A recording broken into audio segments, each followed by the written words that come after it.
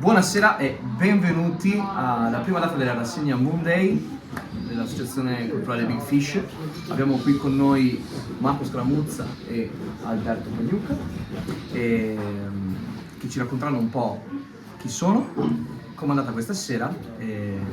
Marco, come stai? Come è andata? Sto molto bene, in questo momento appunto c'era bisogno di trovare un luogo così con molte persone in ascolto connesse, è stato molto, molto bello e molto motivante, difficile trovare dei luoghi di questo tipo vicino all'acqua. Ci sentiamo a casa perché nella Venezia siamo nella zona di comfort e è stato molto molto bello, e quindi ringrazio il luogo, ringrazio voi per l'opportunità che ci avete concesso.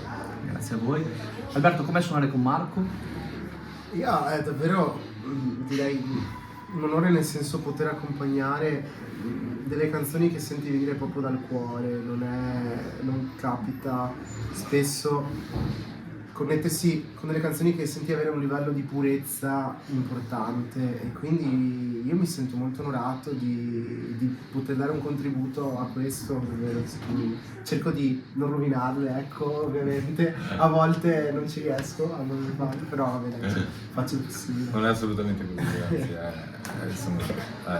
Avete sentito tutti che quello che porta Alberto è un plus e niente di meno. È un puss. È un plus. E siamo contenti. Marco, che cosa abbiamo ascoltato questa sera? E poi, siccome so c'è un disco, un work in progress, vorrei insomma ci raccontarsi un po' qualcosa a riguardo. Io ho iniziato a cantare e suonare poco tempo fa, relativamente 4-5 anni fa, e avevo suonato tutti i miei pezzi tranne uno perché credevamo ce lo chiudessero, non ce l'hanno chiesto, quindi abbiamo fatto. No. Quindi abbiamo suonato una decina di brani, il primo EP che si chiama Gli Invisibili, il secondo che si chiama Misericordia. Adesso stiamo lavorando a un nuovo disco. Il mio gusto musicale, la mia ricerca è cambiata, è sempre testuale ma anche molto più vocale. Abbiamo fatto per la prima volta 2 brani insieme ad Alberto, che non avevamo mai fatto prima d'ora, che saranno presenti appunto nel disco nuovo, e lo stiamo lavorando tra Roma e Venezia. C'è questa Quest'asse, sì, assolutamente. Bene.